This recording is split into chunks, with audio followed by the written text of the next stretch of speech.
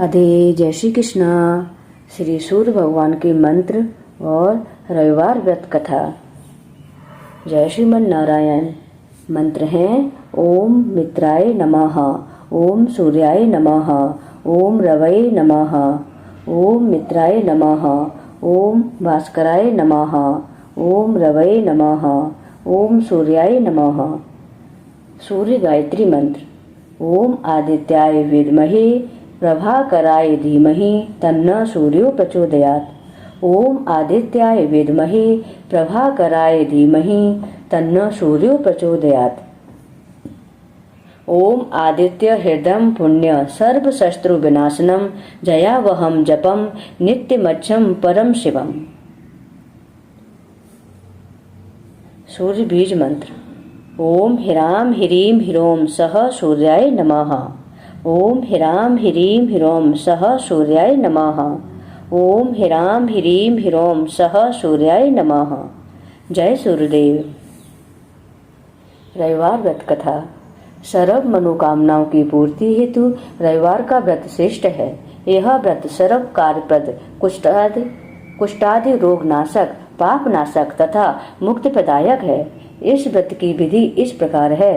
प्रातः काल स्नान आदि से निवृत्त हो स्वच्छ वस्त्र धारण करें तथा शांत चित्त होकर परमात्मा का स्मरण करें।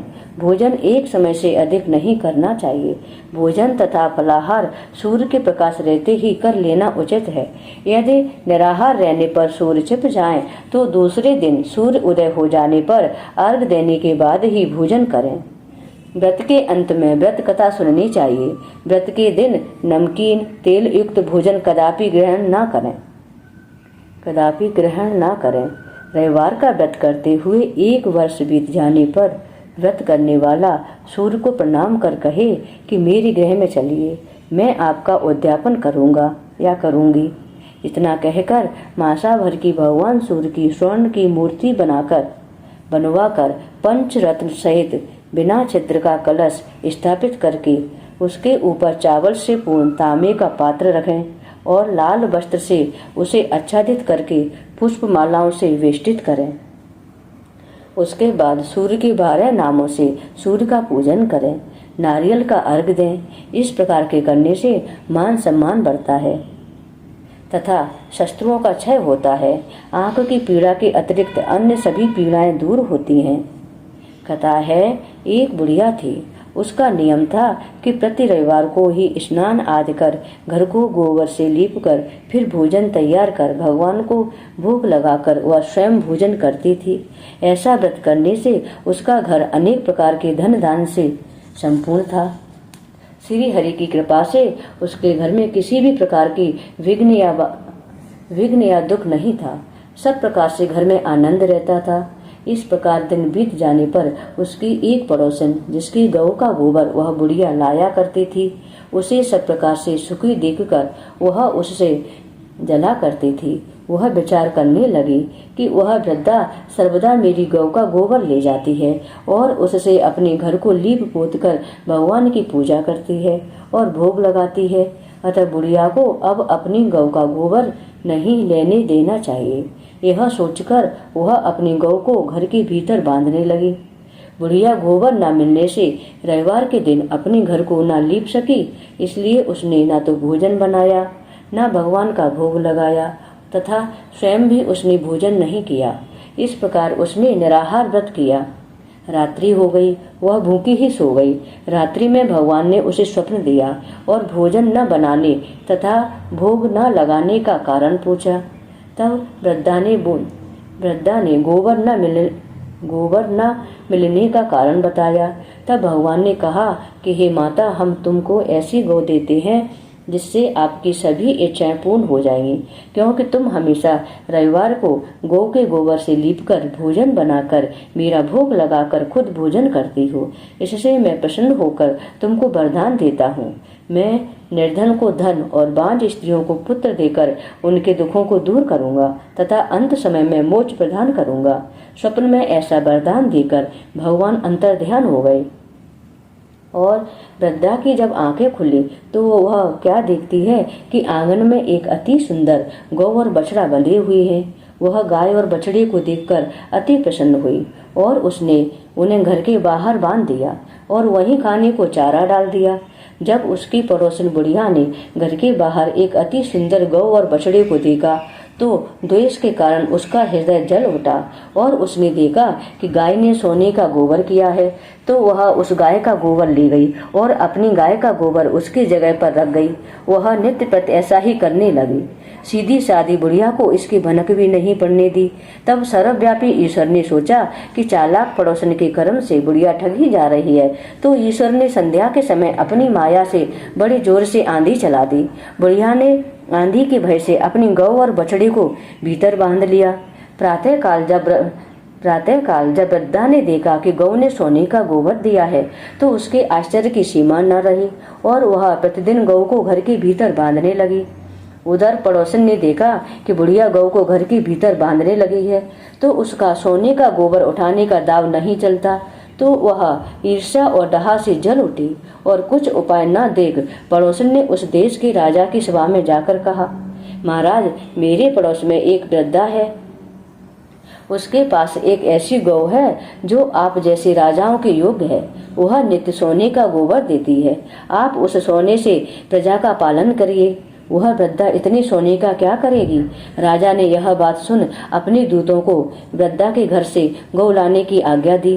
वृद्धा प्रातः ईश्वर का भोग लगा भोजन ग्रहण करने ही जा रही थी कि राजा के कर्मचारी गौ खोल कर ले गए। वृद्धा काफी रोई चिल्लाई, किंतु राजा के कर्मचारियों के समक्ष कोई क्या कहता। उस दिन वृद्धा गौ के वियोग में भोजन न खा सकी और रात भर रो रो कर ईश्वर से गौ को पुनः पाने के लिए प्रार्थना करने लगी। उधर राजा गौ को देखकर बहुत प्रसन्न हुआ, लेकिन सुबह जैसे ही वह उठा, सारा महल गोबर से भरा दिखाई देने लगा।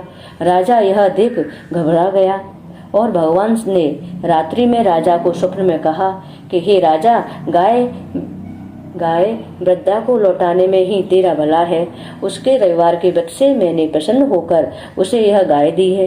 प्रातः होते ही राजा ने वृद्धा को बुलाकर बहुत से धन के साथ सम्मान सहित गौ को लौटा दिया तथा उसकी पड़ोसन को बुलाकर उचित दंड दिया। इतना करने के बाद राजा के महल से गंदगी दूर हो गई।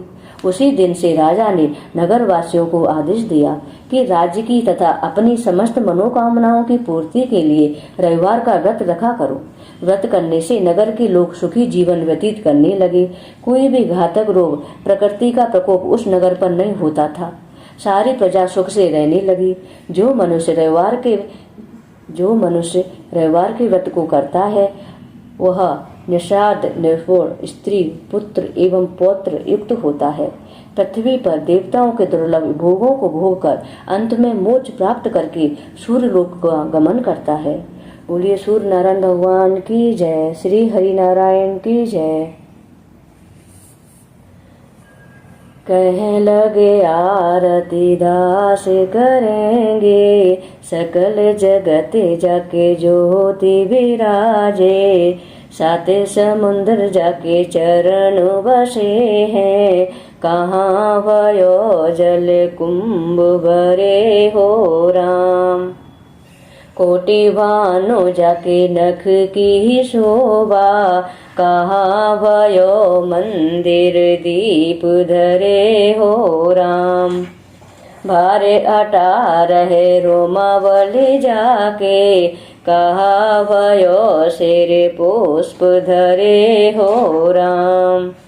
छप्पन भोग जाके प्रतिदिन लागे, कहा भयो नैवेद्य धरे हो राम। अमित कोटि जाके बाजा बाजे, कहा भयो झनकार करे हो राम। चारों वेद जाके मुख की शोभा, कहा भयो ब्रह्म वेद पढ़े हो राम।